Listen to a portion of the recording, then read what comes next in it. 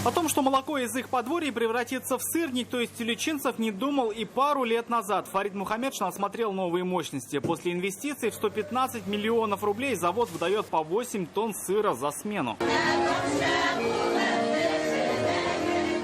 А это местные таланты. После небольшой паузы ансамбль «Ахиретлер» готовится вновь выйти на сцену любимого ДК. Сегодня он открылся после капремонта. Председатель Госсовета вручил сертификат на приобретение новой техники.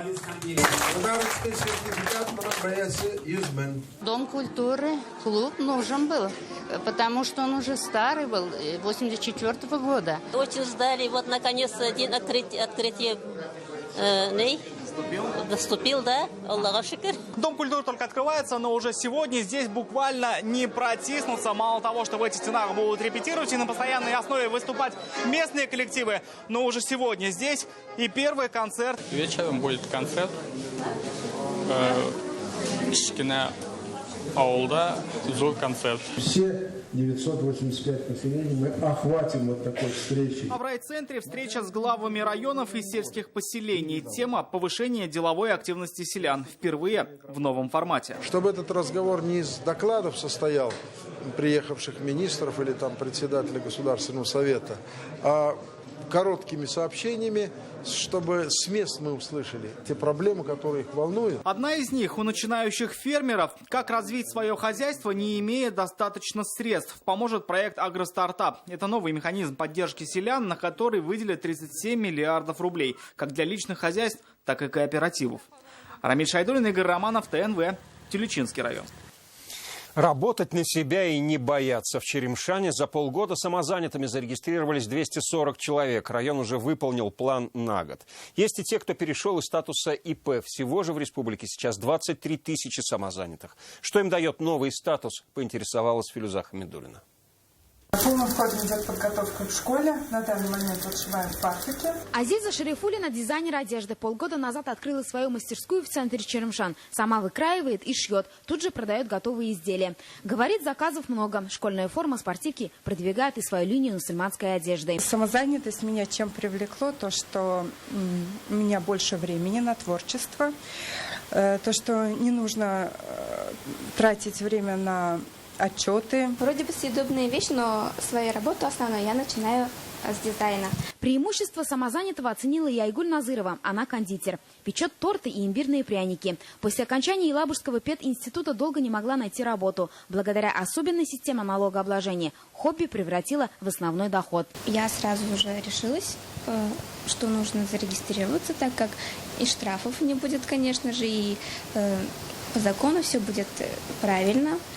И не буду бояться этого. Чтобы разукрасить один пряник, уходит 1 час времени. Для этого нужны кисточка и обычный пищевой краситель.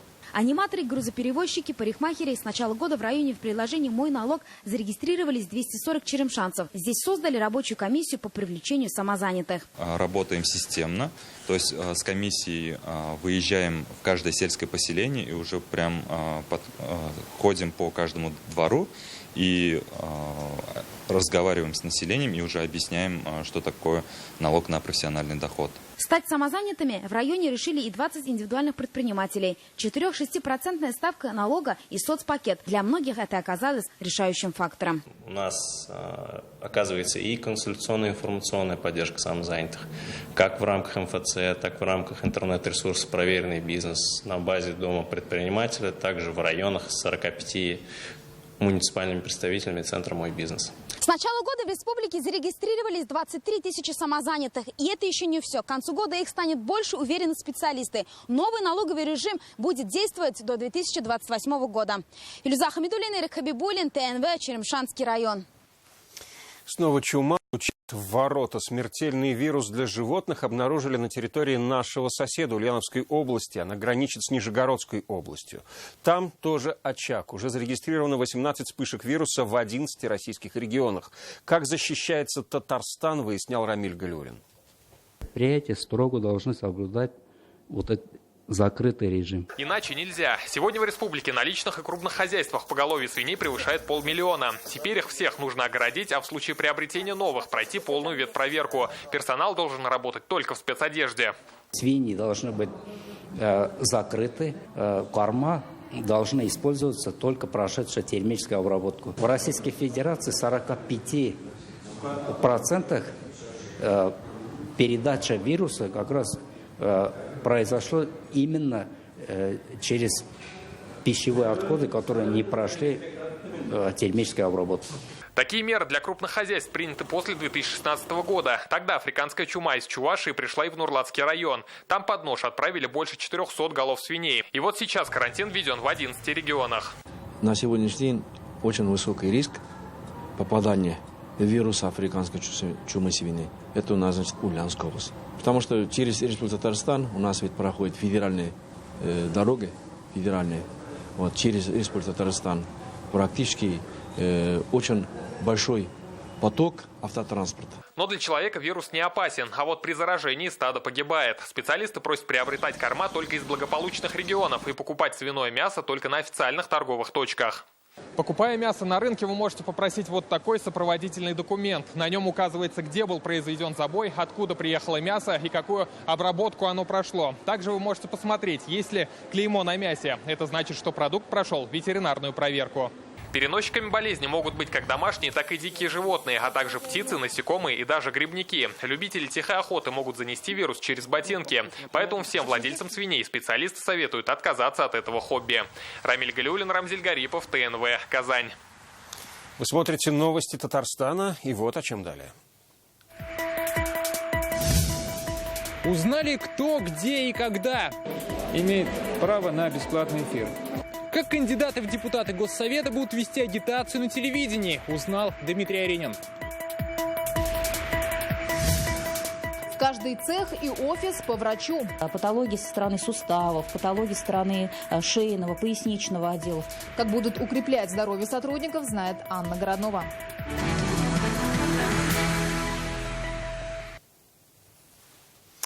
Укреплять сотрудничество в сфере промышленности, сельского хозяйства, культуры и туризма будут Татарстан и Казахстан. Об этом говорили сегодня в Доме правительства. Рустам Минниханов встретился с генконсулом Казахстана в Казани Жанболатом Мурзалиным. Он вступил в должность только в июле. Президент поздравил его с назначением и выразил уверенность в укреплении российско-казахстанских отношений. Рустам Минниханов освободил от занимаемых должностей членов Центра избиркома Республики Рияза Минзарипова и Виталия Смирнова. Оба члена ЦИК сами написали заявление об освобождении от обязанностей. Виталий Смирнов возглавил список от Российской партии пенсионеров за социальную справедливость на выборах в Госсовет.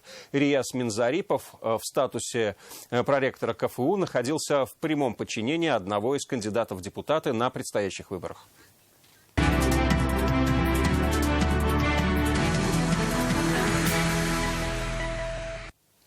Предвыборная кампания в Госсовет переходит на новый активный этап – агитацию. Сегодня Центр избирком провел жеребьевку бесплатного эфира на радио и телевидении. В равных долях время для выступлений получили политические партии и одномандатники. Как изменились правила агитации, с чем кандидаты готовы выйти в эфир, узнал Дмитрий Аринин. Так, номер 7. Партийцы сегодня могли вспомнить свои студенческие годы, только вытягивали не билеты с вопросами экзамена, а конверты со временем эфира. Вот это сначала дебаты. Давайте дебаты. Дебатнем. У партий на этих выборах доступ к бесплатному эфиру больше. Раньше на него имели право только те, кто в предыдущую кампанию набрали больше 3% голосов. Сейчас правила изменили. Сейчас всем и поровну. Мы в ходе подготовки к этой избирательной кампании внесли изменения в наш избирательный кодекс, и теперь уже все политические партии, которые зарегистрированы в этой избирательной кампании, имеют право на бесплатный эфир. Со своими партийными списками регистрацию в ЦИКе прошли 7 партий. «Единая Россия», «Справедливая Россия», ЛДПР, КПРФ, «Коммунисты России», «Партия Роста», «Российская партия пенсионеров». И кандидатам на теле- и радиоканалах предстоит дебатировать и транслировать агитролики. Социология показывает, что население активно слушает, в первую очередь телевидение смотрит и слушает радио, тем более радио, которые вещают на местных волнах. И поэтому возможность дойти до большей аудитории, конечно, предоставляется в этом случае. И, естественно, партия «Единая Россия» будет активно пользоваться такой возможностью.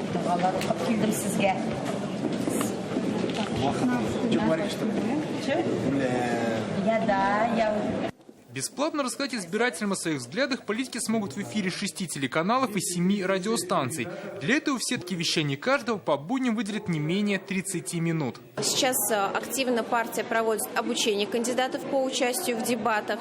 Это, скажем так, новый формат у нас, потому что ранее с кандидатами мы работали в индивидуальном порядке. Обозначились лидеры, которые умеют общаться, есть что сказать и знают, как это сказать. Какие-то подходы будут, тем более в 21 веке живем, хай-тек времена, поэтому социальные сети будут, конечно, более использоваться более так динамично. Мы готовим необычные вещи и постараемся, чтобы они были понятны нашим людям. Будут ролики замечательные, как и раньше, когда мы на выборах участвовали. Естественно, они будут и с Че Геварой, естественно, они будут и с Хуго Чавесом, естественно, они будут и с Фиделем Кастром. Это наши лидеры. Ролики сняли, в ближайшее время поступят на телеканалы. Кто будет на дебаты ходить? На дебаты будут ходить все члены партии. Агитация в СМИ начнется с понедельника.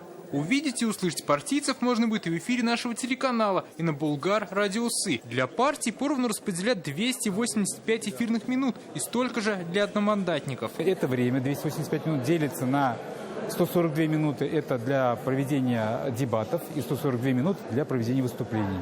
Время для проведения указанных мероприятий на ТНВ выделено с 17:50 до 18:30, а на Булгар Радиуса с 11:15 до 11:55. Свое эфирное время сегодня узнали кандидаты-одномандатники. Их 236. Это представители 7 партий и самовыдвиженцы. В ближайшие дни партиям предстоит еще один жребий на номер в избирательном бюллетене. Дмитрий Аринин, Вадим Илларионов, ТНВ, Казань. К столетию ТАССР подготовка идет всем миром. В прямом смысле. Госкомитет Татарстана по архивному делу возвращает в республику документы по истории Татарстана. Об этом сегодня журналистам рассказали в Доме правительства. Запросы летят во все уголки мира и региона России. Каждый новый документ дает новый факт о нашей истории. Уже выявлено более 1000 архивных дел и документов. Мы выяснили, что у нас, во-первых, в Соединенных Штатах большая диаспора, оказывается, была, и что там хранятся интересные документы. Выяснили, что у нас в Японии у частного лица есть о татарах, о наших большая коллекция документов. Сейчас мы ведем переговоры об их передаче к нам. Торговый центр на месте сгоревшего «Адмирала», новостройки на землях вертолетного завода и парки в частных владениях. Как изменится Адмиралтейская слобода, читайте в интернет-газете «Реальное время». В это воскресенье мусульмане всего мира отметят Курбан-Байрам. Праздничный намаз в этот день прочитают в 4 утра. Для жертвоприношений только в Казани 16 площадок. Все они при мечетях. Цена на барашек в этом году выросла в среднем на 8 тысяч рублей. На протяжении 3 праздничных дней можно исполнить обряд заклания, а еще нужно навещать родственников и помогать нуждающимся. В этом году впервые пройдет Курбан-фест в Казанском парке Горького, а в мечети Ярдем до 13 августа накормят всех прихожан обедом. Это праздник жизни человечества, то есть мы каждый год Господь нам являет свою милость в виде избавления человека от именно человеческих жертв. Каждый офис по медработнику, прививки и профосмотры без отрыва от производства. Минздрав России хочет возродить институт цехового врача. Чтобы медицинская помощь была доступнее, а сотрудники здоровее. Как будут воплощать идею, узнала Анна Городнова. Девочки, время 10, встаем на зарядку. Раз, два, 3, 4. На зарядку становись. Призыв не советского времени, а современного. В колл-центре одной из казанских фирм уже год как практикуют пятиминутку. Работа сидячая, за компьютером, а голос сотрудниц должен быть бодрым. Гимнастику проводим в 10 часов и в 4 часа. 5 минут вполне достаточно, чтобы и размяться, и поднять себе настроение. Производственная гимнастика была массовой в СССР. Специальный набор упражнений под музыку и снова за станки. Это уже наше время. Так делали передышку на производстве светильников и метроэлектротрансе несколько лет назад. Открыть мини-спортзал планируют в Россельхозцентре республики. Для наших сотрудников, чтобы они занимались во время обеда или после работы, или в рабочее время спортом. Например, у нас пока в наличии имеются велотренажеры. Работодатели должны заботиться о здоровье сотрудников, считают в Минздраве страны. И предложили на каждом предприятии открыть медпункт со штатным врачом и электронной картой пациента. Институт цехового врача зародился еще в Советском Союзе. На каждом предприятии были вот такие медицинские кабинеты. Врачи не только проводили осмотры до и после смены, но и проверяли давление и ставили прививки от гриппа. Участковый терапевт даже мог выписывать больничные листы, говорит главный профпатолог республики Раиля Гарипова. Сейчас медпункты остались в основном только на крупных нефтехимических предприятиях. У нас в республике на первом месте в структуре профессиональных заболеваний стоит снижение слуха от воздействия шума. Причем это не только у нас в республике, но и в целом по Российской Федерации. Это первое место. Далее у нас идет патология органов дыхания у тех лиц, кто работает в условиях воздействия пыли, промышленных аэрозолей. Создание медпункта может встать в копеечку работодателю. Федерация профсоюзов говорят, накладнее будет оплачивать больничные листы, ведь пенсионный возраст повысили. Вне зависимости от того, крупное это предприятие, либо это предприятие малого и среднего бизнеса, соответственно, везде должны быть представители, либо здравпункты медицинские, соответственно, либо медпункты, там, где работники должны проходить целенаправленно предрейсовые медосмотры, медицинские осмотры. Документ еще не принят, но чиновники обещали вводить его поэтапно и на добровольной основе. Анна Городнова, Данил Филатов, ТНВ, Казань. Пока это все. Больше новостей в наших социальных сетях, ВКонтакте, Инстаграм. Вечерний эфир продолжит программа «Вызов 112». Сейчас о погоде и следующий выпуск новостей на ТНВ в 21:30. До встречи.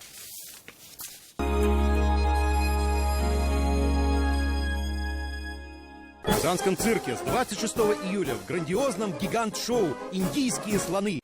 Хотите жить в живописном районе в пригороде Казани? Летнее предложение от жилого комплекса «Акварели». Двушка от 2,5 миллионов. Однушка от 1 900 000. Звоните 248 72 00.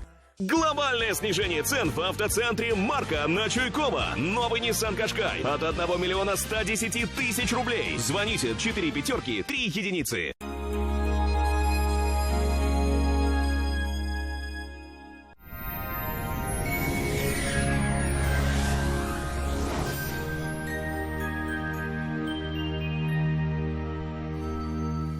Здравствуйте. О погоде через минуту. Хотите новый шкаф-купе? Качественно, в срок, да еще и со скидкой 20%.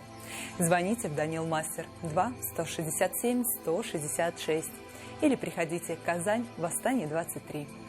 По данным сервиса Яндекс Погода, на юго-востоке республики пасмурно и сыро, плюс 14-15 градусов. На северо-востоке Татарстана не обойдется без осадков, плюс 15.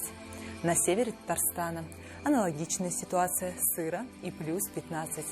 На северо-западе республики пасмурно и дождливо, 14-15 градусов.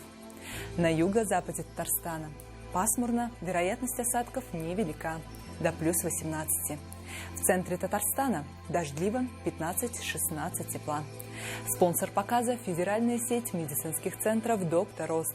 Лечение самых сложных заболеваний позвоночника и суставов без боли и хирургического вмешательства. За 10 лет в 10 городах России врачами клиники отменено более 10 000 операций. Пациентов с жалобами на боль в спине часто направляют к хирургу. Мне уже удаляли грыжу позвоночника, и снова все повторяется. Направляют на операцию. Что делать? В медцентре «Доктор Ост» уникальный робот помогает вернуть искривленный позвоночник в норму. Грыжа начинает самостоятельно втягиваться на место, освобождая пережатые нерв и сосуды. Боль уходит, возвращается легкость движений. Аквапарк Брионикс – это отдых для всей семьи. Здесь комфортная детская зона. Здесь не нужно таскать рюкзаки на себе. Здесь не нужно стоять в очередях.